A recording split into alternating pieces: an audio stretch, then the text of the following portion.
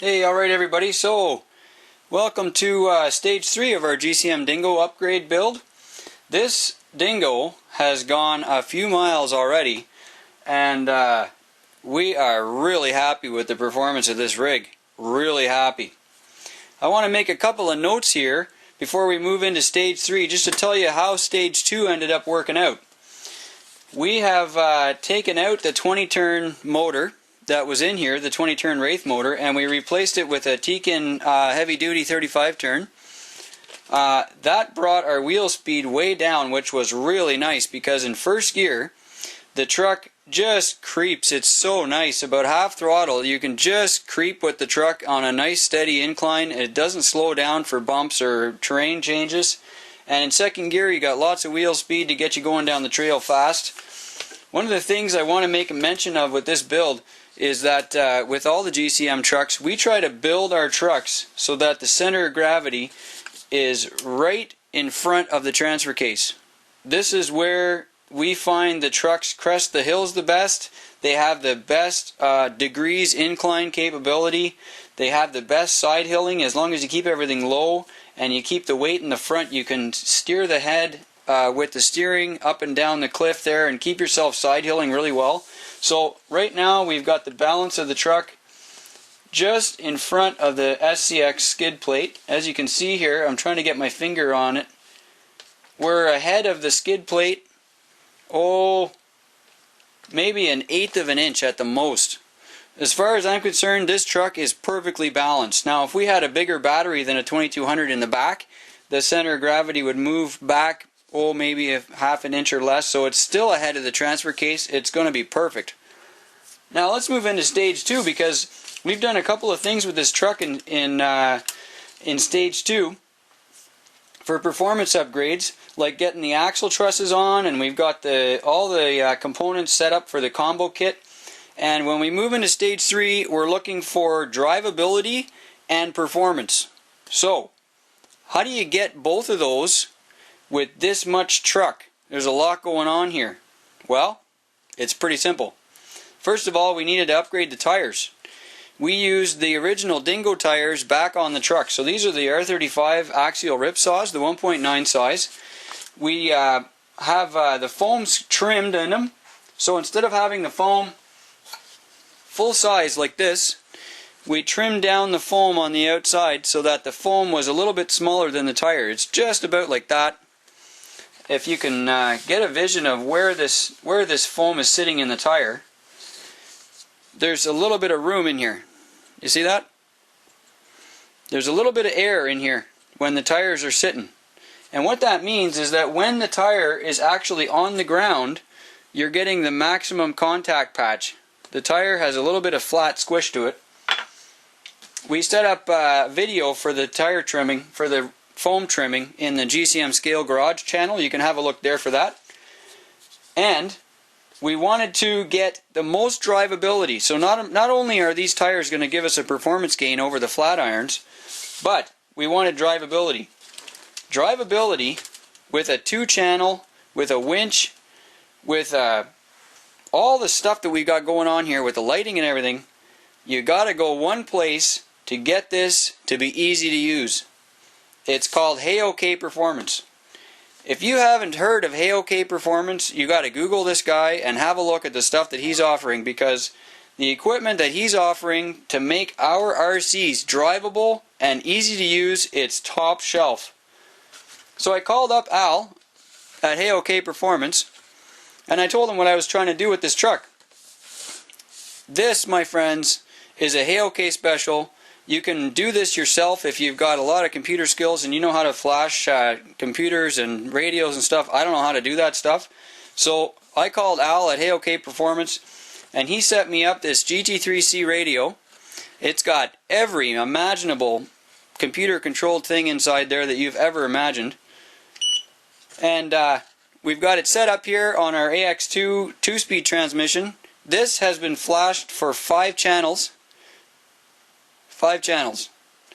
These 5 channels are going to give me winch control, shifting. I've got MOA, dig, dual steering, setups. This thing is just stacked full of equipment and easy to use now. So what the buttons actually say is not necessarily what they do. Because the whole thing has been reflashed for a whole new programming and extra channels, I've made a couple of notes here for myself on the base so I can actually remember, oh yeah, so channel 4 is doing this, channel 5 is doing that, this is what I'm doing with these switches. So he sent me a full instruction set. He did a really good job setting up the radio. He sent me extra receivers. The whole thing was bound and ready to go. And I'm going to use this in combination with some other HeyOK products that are already available, like LED light controllers, like the high voltage winch controller that runs right off the 2-cell battery. Now we're talking about drivability here. All this equipment is now at my fingertips with this radio. We're going to have a look at some of that because this is cool stuff. It just doesn't get any better than this. So let's have a look at what's going on here. We got the radio turned on here. We're on the right here. We're on the right AX2 setting. There's model memories in here, like all the way to the moon, and I'm only going to use a few of them at a time. So right now we're going to use model number 0, which I've programmed in for the AX2, and we'll get the truck turned on.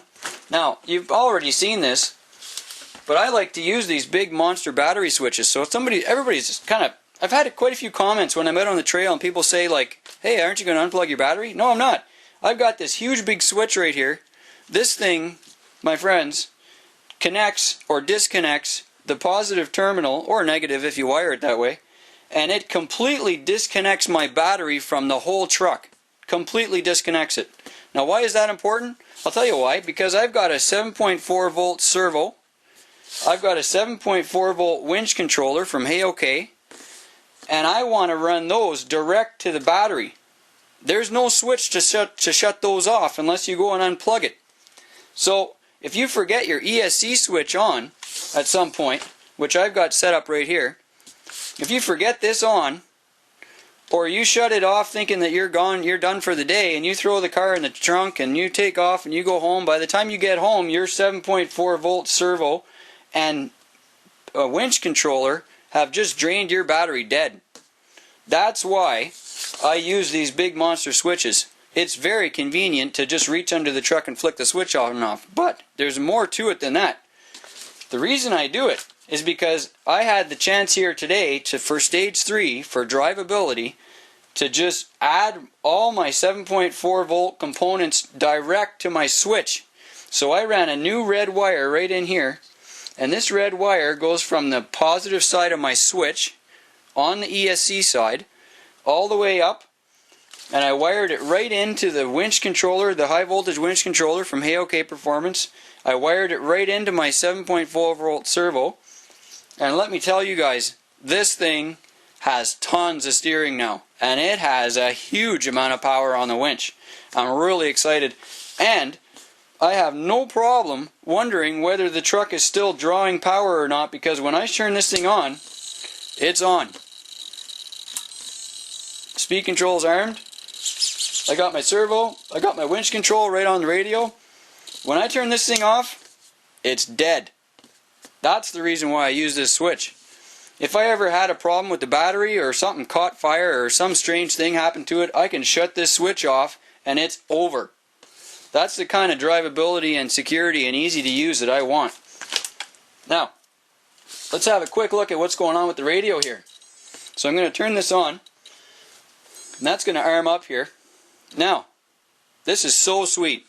Now he's got this thing set up for me so that this here button, this end button here on the radio, is no longer just a programming end like it would be if you bought the radio from anybody else.